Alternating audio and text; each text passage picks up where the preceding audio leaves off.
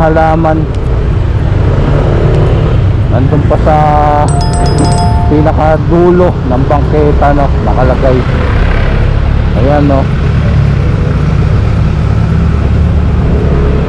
Ito puro lumot na. Nalalakaran.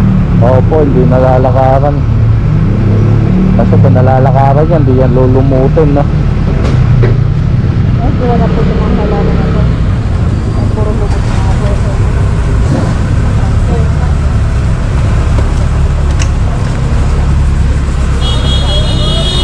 Hello mga kabuso sa akong bakasyon. So, another vlog ito po sila kayo at hindi ako po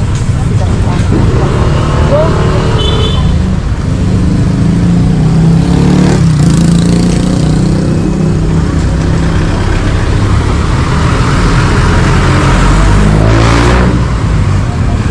Yung pinapalagay na lang doon sa Richard sa may loob para hindi pasagabal sa ating mga mamamayan. Nalalakaran, hindi lulumutin yan. Opo, sir. Definitely, nilagyan na ng obstruction kaya hindi malakaran. Ayun Kaya nga, lulumot. Tara, no? kung hindi nga naman yan na kung nalalakaran nga naman yan katulad nito, nalalakaran, walang lumot. Yun doon nilulumot na kasi nga walang naglalakad, nalalakaran, no. Mga katambay, larga ulit. Pakuha na rin niya sa Richard. Ayan. Ano pa tawag dyan?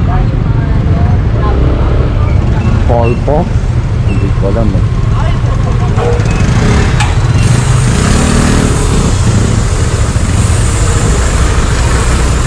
Ayan, sa unahan mga katambay, mga task force nalinikit na ng mga naka-legal park ng mga sasakyan. Ayan. Kung makikita nyo po.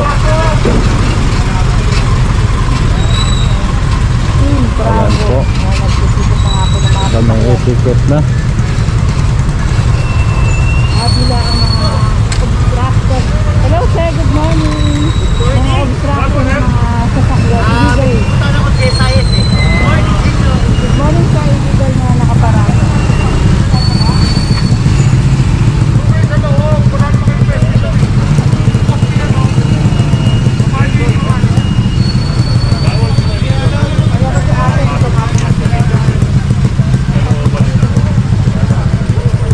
Ayan.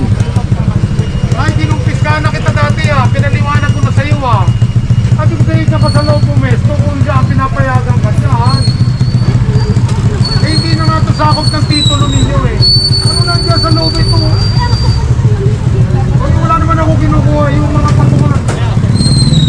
Pargan nyo na yan. Ano nakapwesto kayo?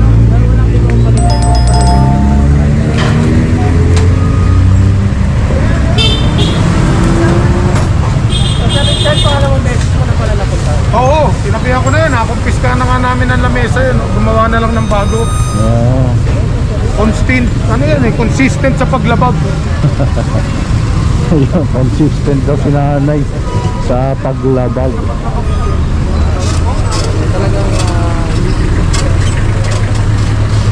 Ayan mga katambay, ticket na itong mga sasakyan po dito, no, ng ating task force.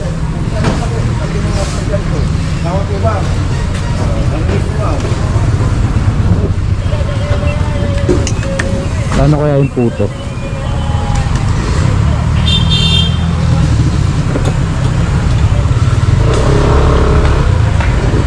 Kaya mga katambay, larga ulit tayo.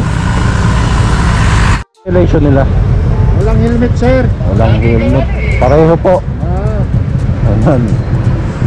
Na-aktuhan ng ating task force na mga walang mga helmet na mga katambay. So tara, larga ulit tayo. Ayun ka. So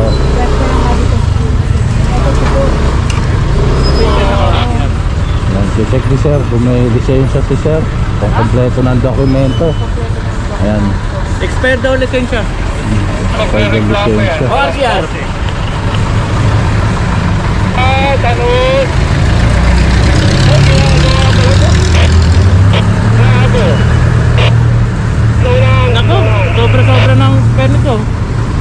2017 pa. 2018.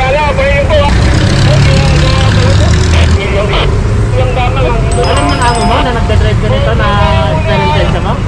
Alam ng amo mo? Ha? Hindi nga, alam ng amo mo na expire ang lisensya mo, pinagdadrive ka. Alam pala ng amo mo eh.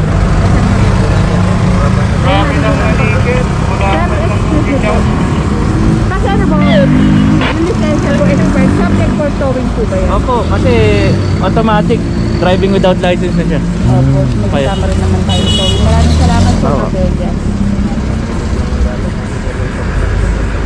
Kaya ang problema, boss. Huwag naman sana mangyari, ma-disgrasya ka, makabangga ka. Diba? Pwede ka pa makulong kasi wala ka na safety ng drive. Ha? Ando na tayo, kaya lang dapat yung dinadaan naman natin sa tama. Diba? Kung nasa ano naman yung lisensya mo, hindi naman expire to. Ano ba naman? Hindi trabaho ka, kaya na-expire. Kung makadisgrasya tayo, hindi magkakaroon tayo ng problema. So, bigyan kita ng sample ha, pag ikaw nabangga ka, talo ka pa rin. Tapos may lisensya yung nakabangga sa'yo kasi wala ka lisensya. Kahit na gano'n eh, gawin natin na tama. Alam natin wala tayong lisensya expert na.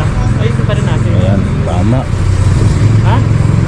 So, ayan, Kahit sa tama, kita hindi na mo tayo papataw nagana eh. ni Sir Kailangan Abelio. trabaho Ayan. naman ng tinig niya, dapat. Okay na, yung ating clearing team, sila Sir Richard, ito yung mga bubuko. Hindi nyo pagiging kaalaman, hindi yung dahilan yun para hindi namin ipatupad yung baga. Kaya nga po, dahil nga po hindi nyo alam, hindi po dahilan. Ito po amin yung mama. Kung katulad po niya, no? Oo. Yan o. O, hintayin nyo po, tinitikitan na Ayun, yun. ayun Di po ba? pala. Sige. Ayun, napansin pala ni ate yung mga sasakyan. Ayan, pinitikitan na nga mga katambay na yung mga sasakyan doon na naka-obstruct. Kaya ito, nakampis ka na yung buko nila.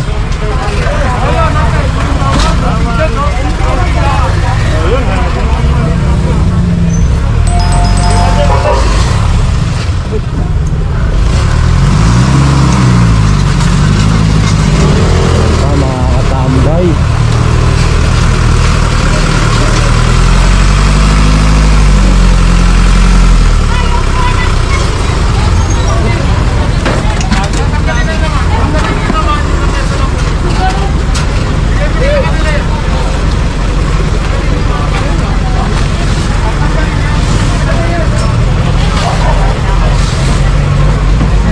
Gaya pa naman nito. Ayan, mga isda nga.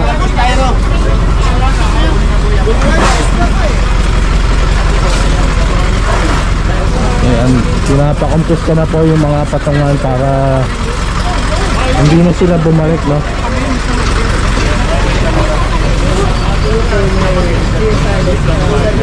Ayan, Mga lahat ng paninta, yun na lang mga Poste. istante. tapos avenue pa, no? So, according kay Sir Richard, basta mga avenue na mga kalsada, eh, bawal ang mga vendors, Kasunod ha? lalo na yung mga wala sa lugar, no? Kasunod niya, kasunod, balik ko pa yan, kasama ng paninta. Ngayon patungan yan, susunod kasama na ha? Kanto-kanto pa po rito. Nagkukulang ng paalala sa inyo. Nasa ibabaw. Hindi na magpapa.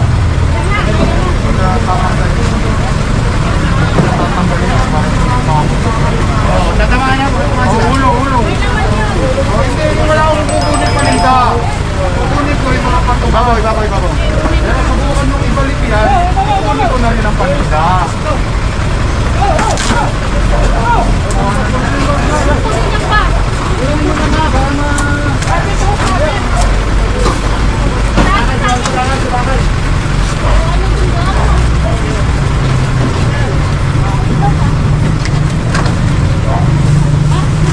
Ayan, naging maaliwalas na kahit pa paano, no? Natanggal pa to.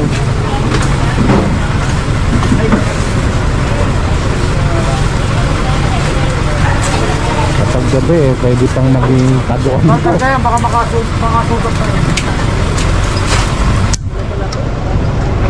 Ayan no. Tingnan nyo naman ang laking na ginhawa. Kumbaga sa tao puro putek yung damit ng nahubad napakalaking ginhawa. Bakit kayo kinumpiskahan ha? Ayan po.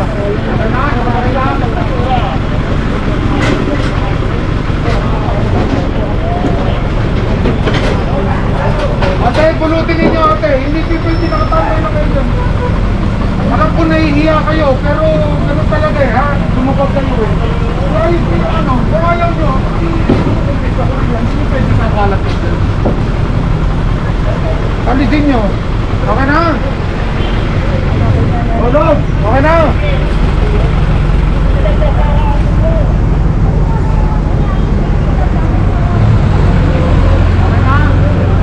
Ayan, tingnan nyo naman yung after ng operation na talagang guminhawa. Naging maaliwalas na yung pwesto dito. Larga ulit mga katambay.